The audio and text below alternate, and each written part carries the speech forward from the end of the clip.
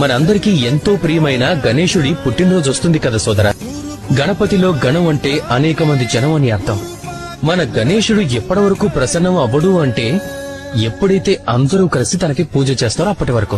గీత సారాయ గీత తత్వాయ గీత గోత్రాయ ధీమహి గూఢగుల్పాయ గంధమత్తాయ గోజయ ప్రదాయ ధీమహి గుణాతీతాయ గుణాధీశాయ గుణప్రవిశాయ ధీమహి ఏకదంతాయ వక్రతుండాయ గౌరీతనయాయ धीमहि कृपा जयाची सर्वांगी सुंदर उटिशेंदुराची कंठी झळके माळ मुक्ता फळांची जय देव जय देव जय देव जय देव जय देव जय देव